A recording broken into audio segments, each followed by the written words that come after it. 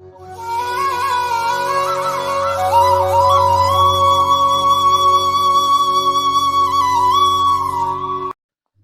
பக்தர்களுக்கு என் அன்பு வணக்கங்கள். ஓம் சாய்ராம். என் அன்பு குழந்தையே, உன் மனதில் உள்ளதை யாரிடமும் சொல்லாமல் பதுக்கி வைத்து கொண்டே இருக்கிறாய். உன் மனதை அழுத்தி கொண்டு இருக்கும் விஷயத்தை தவிர ஆள் இல்லாமல் தடுமாறி கொண்டு இருக்கிறாய். உனக்காக உன் அப்பா சுமைகளை தாங்கிக் கொண்டு இருப்பேன். எதுவாக இருந்தாலும் என்னிடம் சொல்லிவிடு, நான் அதை பூர்த்தி செய்வேன். உனக்கு பிறவிலேயே உதவும் மனம் உண்டு. ஆனால் உனது கஷ்டங்களை பங்கு போட யாருமே முன் வரவில்லை. அப்படி இருந்த போதிலும் உனது எண்ணங்கள் மாறவில்லை. ஏனென்றால் நீ என் குழந்தை. எந்த சூழலிலும் பாதை மாறி செல்ல மாட்டாய். உன்னை போல் யாருமே இல்லை. உனக்கு கொடுத்துதான் பழக்கம். அது வருந்தி பழக்கம் இல்லை. கடுமையான துன்பத்தில் இருந்தும் கூட அனைத்தையும் தாங்கிக் கொள்ள நினைக்கிறது உன் மனம்.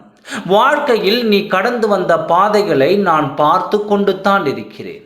உன் வாழ்க்கையில் அனைத்தும் கிடைத்தும் அனுபவிக்க முடியாமல் அனைத்தையும் இழந்து மீண்டும் ஏறி வந்த பாதையை தேடி வந்திருக்கிறாய்.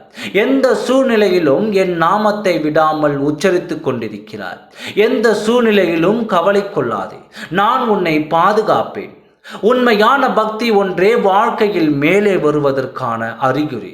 உன் பூர்வ ஜென்ம சாப கேடுகள் அனைத்தையும் இப்பொழுது நான் விலக்கி நீ இழந்தது அனைத்தையும் மீண்டு உனக்கு தேவைப்படும் காலகட்டத்தில் உன்னை தேடி வந்தடைய செய்வேன். நீ சற்று காத்திரு. உனது வாயிற்கதவை தட்ட பிறகு நான் வருவேன். அப்பா, நான் இருக்கிறேன், கலங்காதே.